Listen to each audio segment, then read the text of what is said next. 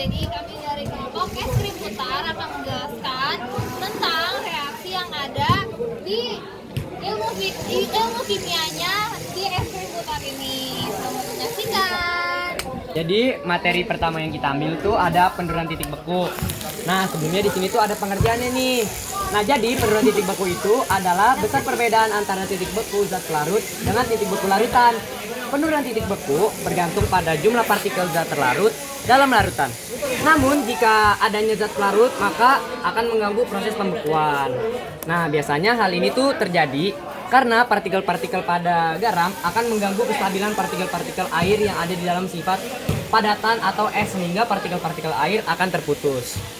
Nah, yang pertama yang dapat mempengaruhi yaitu adalah suhu. Suhu yang tinggi akan meningkatkan laju reaksi karena meningkatkan energi kinetik molekul dalam sistem reaksi. Nah, selanjutnya laju reaksi itu apa sih? Nah, laju reaksi itu adalah perubahan konsentrasi reaksi atau reaktan atau produk persatuan waktu.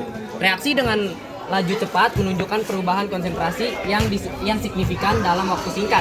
Sedangkan reaksi dengan laju lambat akan mempengaruhi perubahan konsentrasi yang kecil.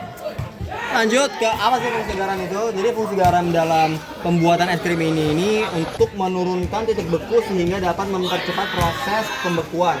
Nah, semakin rendahnya suhu di sekitar tabung kaleng, maka akan semakin cepat juga untuk proses pembekuannya.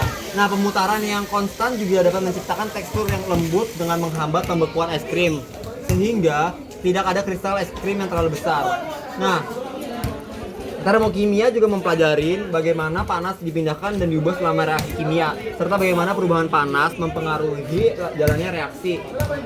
Semakin tinggi suhu, maka semakin besar juga energi kinetik molekul, sehingga lebih banyak molekul yang mencapai energi aktivasi. Sehingga reaksi yang berlangsung itu juga lebih cepat, senyawa menjadi kurang stabil, dan perubahan fase menjadi lebih mudah terjadi. Nah, volume juga mempengaruhi termokimia dengan mempengaruhi konsentrasi reaktan, frekuensi tumbukan, ruang gerak molekul, tekanan, dan perubahan fase. Semakin besar volume, konsentrasi juga akan semakin bertambah. Nah, perubahan volume juga mempengaruhi tekanan dan perubahan fase sehingga berperan penting dalam termokimia. Nah, jadi semakin tingginya tekanan, maka semakin banyak juga tumpukan. Konsentrasi reaktan akan meningkat. Lalu energi aktivasi akan naik, keseimbangan bergeser ke produk, dan perubahan fase lebih mudah terjadi. Lalu semakin tingginya konsentrasi, semakin banyak tumpukan laju reaksi. Semakin banyak tumpukan, laju reaksi juga meningkat, bergeser ke produk, dan perubahan fase lebih mudah terjadi.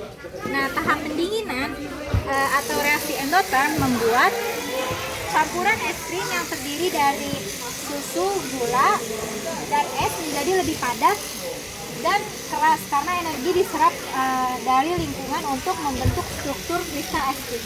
Nah, tahap pemutaran atau reaksi eksoter, campuran es krim yang telah didinginkan diputar dengan cepat menggunakan mesin es krim putar yang menyebabkan energi dilepaskan dari campuran es krim karena gesekan dan perubahan tekanan.